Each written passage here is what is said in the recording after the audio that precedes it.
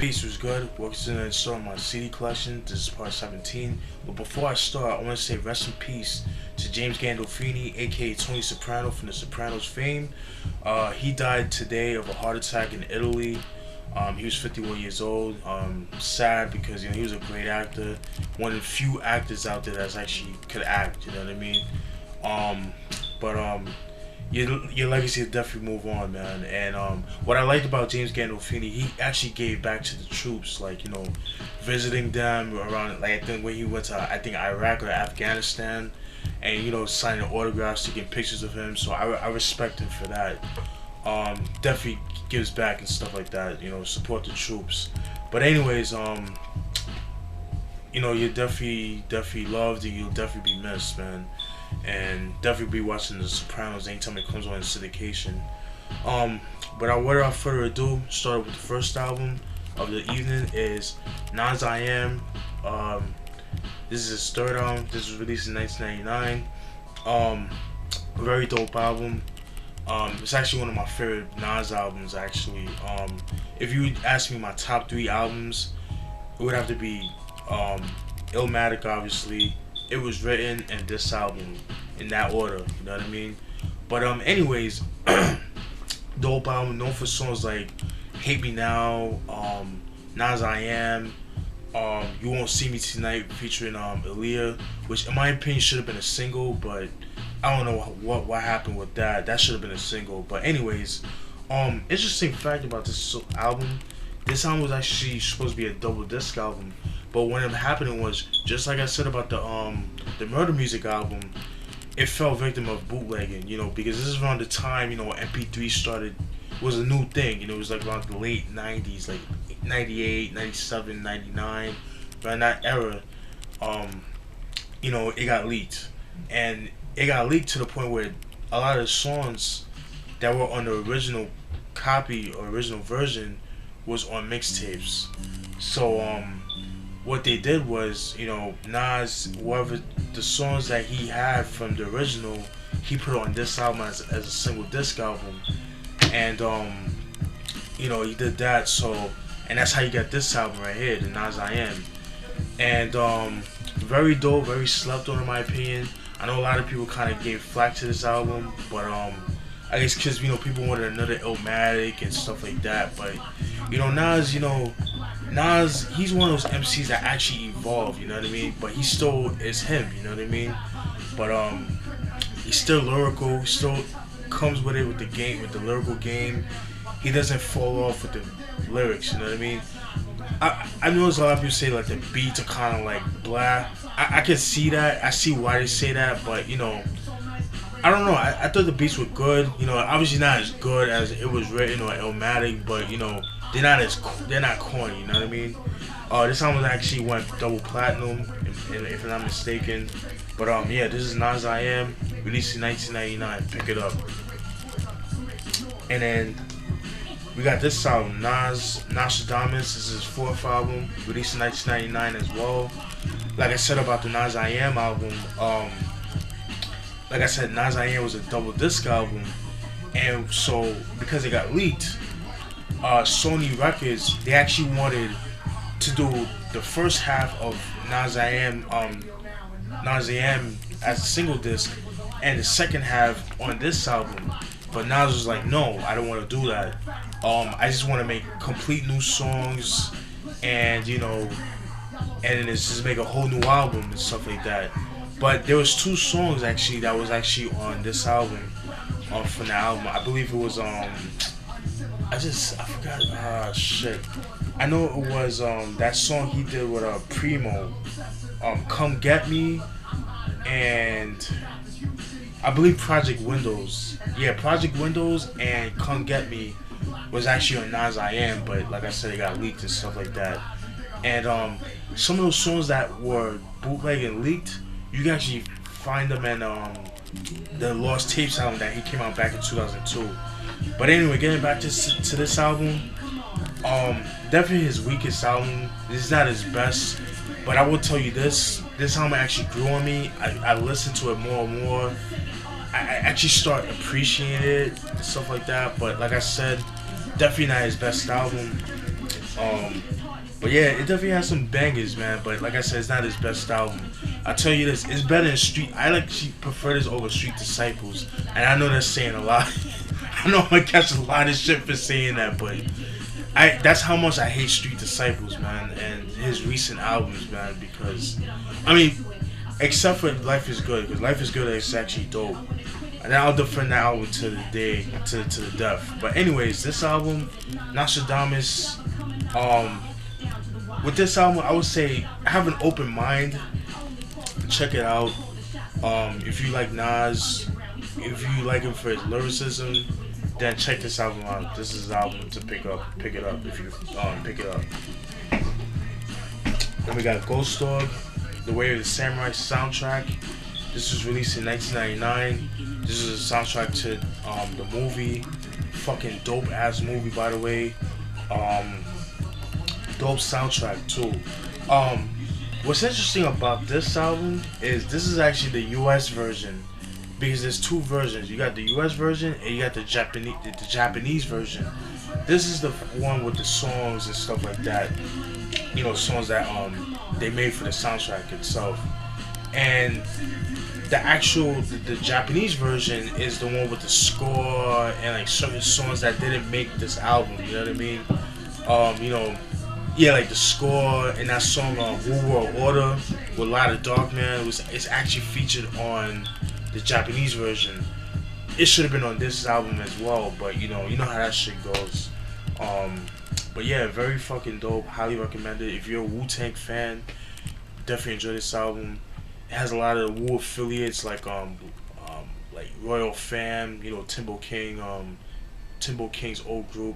Wish it came out with that Black Castle album to re-release it, you know what I mean? Because I know it came out 05, but it sold out quickly and it's very hard to come by. I'd like to get my hands on that. But yeah, very dope album, man. If you like Wu-Tang, like I do, but the Wu-Tang I like is like from like the late, you know, from the 90s pretty much, you know, when Wu-Tang was Wu-Tang. But highly recommended. Speaking of Wu-Tang, then we got Wu-Chronicles Chapter 2. This was released in 2001. I don't have Wu-Chronicles, the first one that came out 2 years before, back in 1999. But I've heard it though, but I prefer this over Chapter 1 or Part 1 or whatever. This album actually has some dope cuts. Like I said, there's a lot of Wu affiliated artists on this album, as well as some like exclusive songs that you don't really hear on other people's shit. Like you hear from like you know, from 12-inch vinyls, or like, you know, songs that were featured on other people's albums and stuff like that. Very, very dope, man. If you like you know, 90s hip hop, 90s Wu, like I do, like I prefer, then you'll definitely enjoy this album. This is Wu-Chronicles Chapter 2, released in 2001. Pick it up. I already showed that.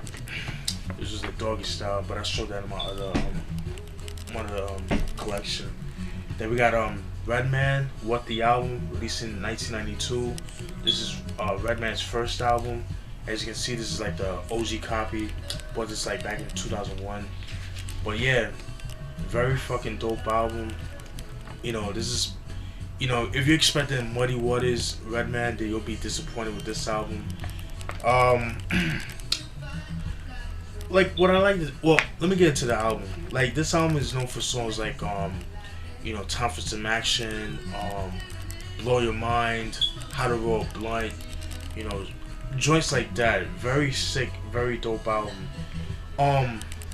With this album, you could kind of tell the EPMD influence into this album. You know, you could tell because, you know, around this time, Redman was new to the game, so he was still trying to find his sound. You know what I mean?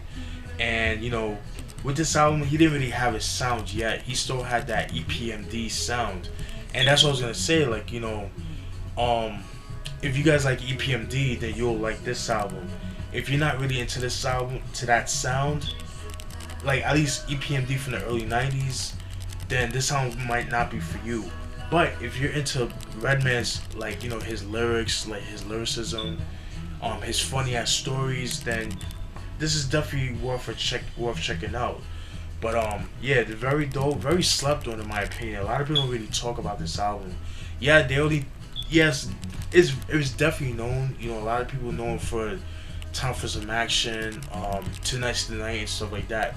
But they only go for the singles. They don't actually talk about for the album itself, because this definitely has some dope cuts.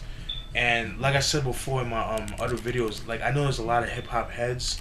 They say they like '90s hip hop, but they only go for like a certain era of the '90s. Like they only go for like the mid '90s. They don't. They kind of like shy away from, you know, '97 to and up, you know, and or the late or the early '90s, which is stupid because if you're a '90s head, then you should like '90s hip hop in general, not just a particular year. You know what I mean? But that's just my opinion. But you know, take it for how you want it. But you know, very dope album. Like I said, if you like early '90s hip hop, you like that EPMD sound, like, you know, business never personal sound, then you'll definitely enjoy this album. Highly recommend it. Pick it up. See how much time I got left. Yeah, we still got time left. Then we got Ruff Ryders' first album, Ride or Die Volume 1, released in 1999. Very dope album. Known for songs like What You Want, what's the song? Ride or Die, which was a single, which also uses the same sample as EPMD's Headbanger, although I prefer Headbanger over that. But that song, when it came out back in '99, this is when I was like 12 years old. I was in junior high school or middle school for some people. But yeah, very fucking dope album, man. You know, it definitely, like, when you think of the late '90s, this is definitely the album to pick up. One of the albums to pick up. You know, back then with the jean jackets and the Timbs and the Avex jackets and shit like that. Niggas rocking Fat Farm, Rough Rider clothing. You know, with the Timbs, with the do-rags, with the two-tone do-rags and all that shit. This is an album that embodies that, in my opinion. One of the albums that embodies that. Very good. I used to have Volume 2, but somebody stole that shit from me, so that shit sucks, man. Somebody steals shit from you, that I just feel violated. I hate that. I need to get my hands on Volume 2 again.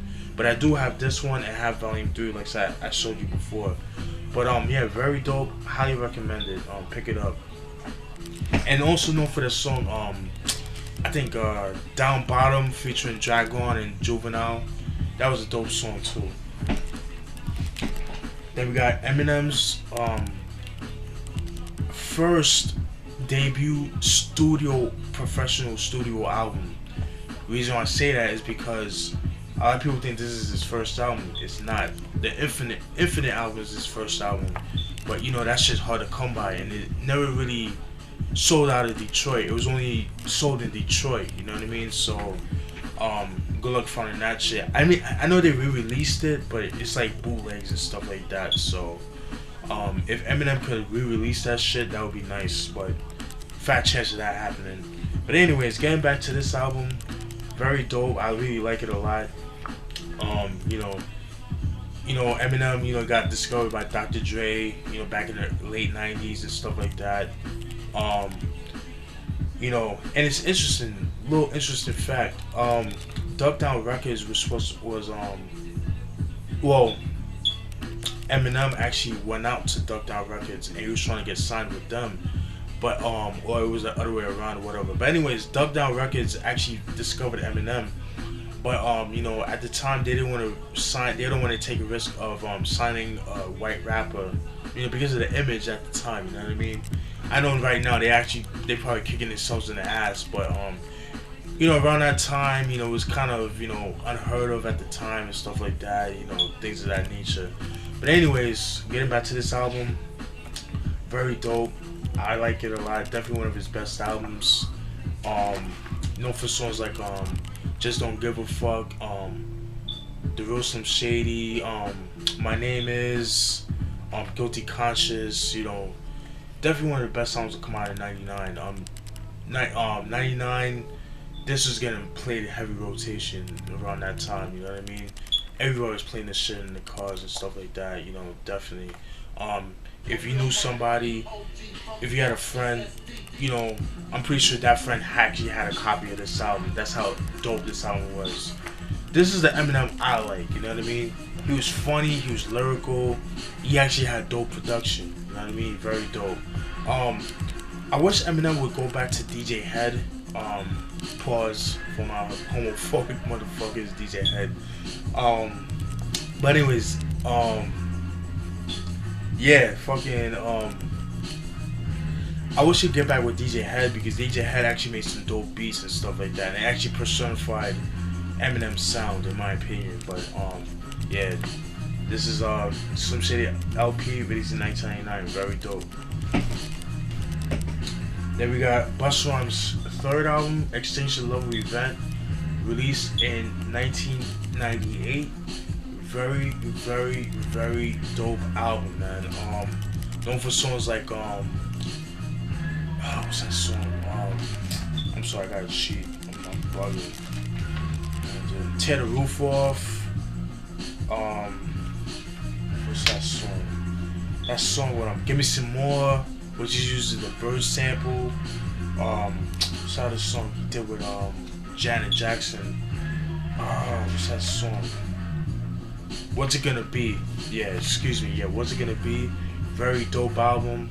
A lot better than his second album, When Disaster Strikes. When Disaster Strikes was pretty good. I like it, don't get me wrong. But I feel like this was like a better album. It was a little bit more darker than When Disaster Strikes. Very solid album. You know, you have cats like Nas, DJ Scratch, Diamond D, people like that. You can't go wrong with this album, man. This is a very dope album. This is actually my second favorite Busta Rhymes album, in my opinion. Like, the first 4 albums are my favorite Busta Rhymes albums, and I already told you guys that millions of times. But in order of the first 4 albums, The Come is my first favorite, then this album, then I guess Anarchy, and then When Disaster Strikes. But yeah, very dope album. Highly recommend it. Pick it up. If you like Busta Rhymes in his prime, then this is the album to pick up. If you're into like the whole post-apocalyptic vibe to music, then this is the album to pick up. Highly recommend it. Dope album cover. That's just fucking dope. I think this was actually influenced by the whole Deep Impact movie, so this is why you have that. Very dope. Already showed you guys this. Only Built for Cuban Links by Raekwon. This was released in 1995. I shouldn't have to say anything. Classic fucking album. Must own, must own, must own. That's all I gotta say. Everybody knows it for the Purple Tape, as a Purple Tape album. Known for songs like Ice Cream, Glaciers of Ice, Glaciers of Ice, Ice Cream, Incarcerated Scarfaces, Rainy Days, all that type of shit, man. Highly recommended. Classic, classic, classic. Yeah, man, this shit is fucking dope. Fucking love this album. Il Na Na, by Foxy Brown, released in 1996. Very dope album. This is definitely one of her best albums. Because, you know, she came out with China Doll, which I wasn't a big fan of. I do have it, but only have the CD. I don't have the actual CD case, so. And I got it for free, so, you know what I mean? But, anyways, very dope album. Known for songs like, what's the song? The one with Blackstreet. Yeah, Get Me Home. I'll Be Good with Jay-Z. There's another dope song too. Definitely has some dope songs, man. If you like Little Kim's hardcore album, which is another dope album, which I need to get my hands on. I just never around getting that album, but I did hear it. It's a very dope album. If you like that album, then you'll definitely enjoy this album. Definitely not as raunchy as hardcore, but this is definitely a dope album. If you like Lil' Kim, like those type of artists, like, you know, lyrical, but bring that sex appeal, then you'll definitely enjoy this album. Highly recommend it. Then we got Erick Sermon's The Insomnia album, the compilation album by Erick Sermon, released in 1996. Classic album. This is actually one of my favorite albums that Erick put out. Even though it's a compilation album with cats rapping over his beats and stuff like that. To me, some of his best beats are on this album, in my opinion. That's just my opinion. This is a fucking dope ass album, man. Known for songs like Funkorama, that song he did, that one song, don't have a track list in here. Oh yeah, it does. It's That Shit with Keith Murray. One song they did, I Feel It with LOD. Fucking dope album, man. Like I said, some of Erick's best production are on this album, man. This was released in 1996. Good luck finding this album because that was actually out of print. But if you go online, you get it for cheap. It's not that expensive, but very dope album. Let me see how much time I got left. Running out of time actually. Okay, then we got Great Milenko by ICP, released in 1997. I believe this is their fourth album. Highly recommended. In my opinion, this is their best album. Their best beats are on this album, in my opinion. Like I said, this is around the time when I was in a real hardcore phase and stuff like that. I still am, but you know, I'm very picky when it comes to horrorcore, man. But yeah, very dope. Known for songs like Hocus Pocus. I think Hocus Pocus is on this album. Hocus Pocus, Halls of Illusion, you know, shit like that. Very dope album. The beats on here are fucking ill. Highly recommended. Oh, interesting fact on this album. It's kind of fucked up, but it's funny at the same time. How Walt Disney or Disney actually signed these guys under their I think their record label, Hollywood Records. I think is I don't quote me on that. I forgot what it was, but I read up on it a long time ago. They got signed to Disney Records, and then when they released this album, they actually got kicked out of the record label. After 3 hours out, the album came out, which is kind of fucked up, man. But yeah, very dope. Then we got Eminem's second album, Marshall Mathers LP, released in 2000. Definitely one of his best albums. You know, a lot of people like to say this is his best album. Some people say Slim Shady LP. For me, it's kind of hard to choose, you know what I mean? But I remember bumping this album a lot. And a little trivia, this is actually the first album that I ever bought with my own money. This is the first hip-hop album that I ever bought with my own money and stuff like that. I was 13 at the time, picked it up, so yeah, man, fucking dope album, man. Known for songs like What Am I, Say Who I Am, that shit, Stan, what's that other song? Yeah, Stan, The Way I Am, The Real Slim Shady, very dope album. Songs like Kim, where he talked about killing his wife and shit like that. It's actually pretty funny, pretty brutal, very dope, highly recommended, hip hop classic. Then we got the Notorious B.I.G, Ready to Die, released in 1994. His best album. I don't care what nobody says. A lot of people say Life After Death. That's their opinion. I don't know why, but I feel like this is his best album. And it's interesting because online there's actually the original version of this album. It's a bootleg, but you know, it has songs like Max and Don's Come On with Sadat X that was actually featured on the Born Again album. But the original version that Lord Finesse did, yeah, very dope. Known for songs like Juicy, Big Papa, Warning, Unbelievable, you know, shit like that. Highly recommended. This is a hip hop classic. Then we got the Riddle Box, released in 1995. Known for songs like Chicken Pot Pie, shit like that. This is definitely one of their best albums. Besides Great Milenko, this is definitely one of their best albums. I believe this is the third album. Yeah, this is the third album or the third Joker card. Highly recommend it if you like ICP. If you guys gonna get into ICP, I highly recommend you guys checking this album out first, and then go to Great Milenko, and then work your way up, work your way under. Start with like Carnival of Carnage. But if you're brave, start with Carnival of Carnage and work your way up. But if you really want to get into ICP, I will start with this album, Riddle Box, released in 1995. Pick it up. Then we got M.O.P's third album, First Family for Life, released in 1998. Definitely one of my favorite albums for them. Their first 4 albums are my favorite for them. Highly recommended. Known for songs like Four Alarm Blaze with Jay-Z, which uses the Rocky sample. The Survivor, I Will Survive, that shit. From Rocky 3. What's the other song? Yeah, Four Alarm Blaze.